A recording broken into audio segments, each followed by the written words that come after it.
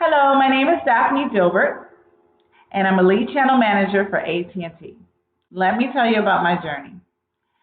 My parents are from Honduras, and they migrated over in 1968. We were the first generation born here in the U.S. With that opportunity, I was the first to graduate from college on both sides of my family, which is a major accomplishment. From there, I was able to get into Bell South Mobility. Wireless had hit the market 25 years ago, and I was one of the top sales reps for the 2 years that I worked for Bell South Mobility. I then decided to move to Atlanta, Georgia, where I was told there was more opportunity. However, it took me a little while to get into AT&T, one of the Fortune 100 companies that I really wanted to work for. The reason why I got into AT&T is the power of networking. I joined a local church, and at the time, websites were new, as social media and applications are new and trending now. Back then, website and email were new. So I decided to join the web ministry at the church and help the church with building of their website. I also got into a company called Interland Web Hosting, and I sold websites for 2 years and top sales reps there as well. My colleague who had worked for AT&T at the time was on the web ministry with me at the church. So I started to talk to him about how hard it was for me to get into AT&T. I had been applying for 2 years and hadn't gotten any responses. And so there he went and he got me the name of the hiring manager for the particular position that I was seeking, which was a data account sales executive. And he gave me his work number and his cell phone number. But back then, calling cell phones were a bit personal. It was just used for emergency because the costs were a lot higher than it is today. So I ended up calling for the first week the office phone and couldn't get an answer. And so I said to my colleague, I said, I tried for a week and I haven't been able to get in touch with the manager. And he said, have you tried his cell phone? And I said, I really don't want to call his cell phone because it's personal. And he says, well, you really don't want the job. And I'll never forget those words. You have to go after what you want.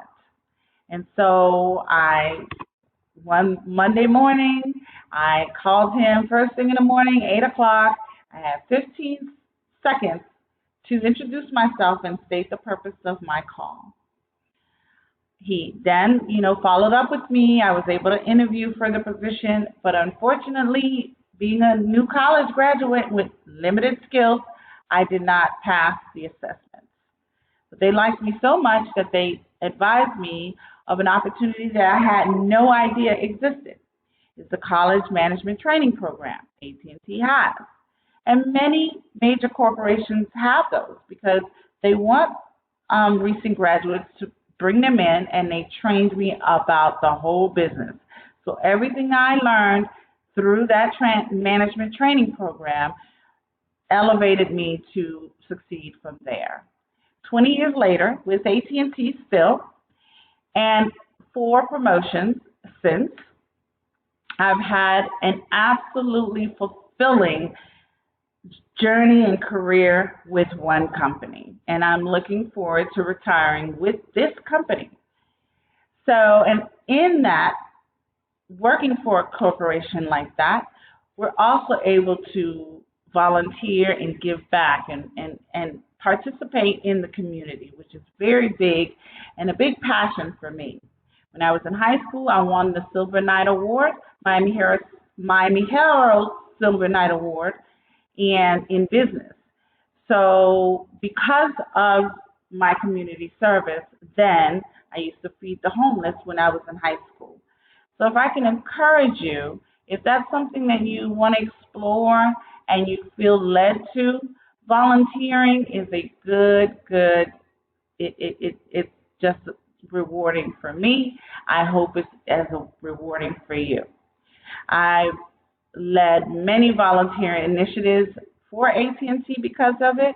I also host an annual golf fundraiser for the past 10 years for AT&T and have raised over $250,000.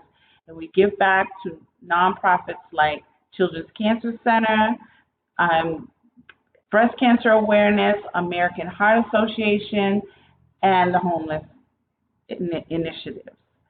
So I encourage you to do what you feel you can do right now as you're a young person. Go after your dreams. You don't have any bills right now, so when you graduate high school, go on to college.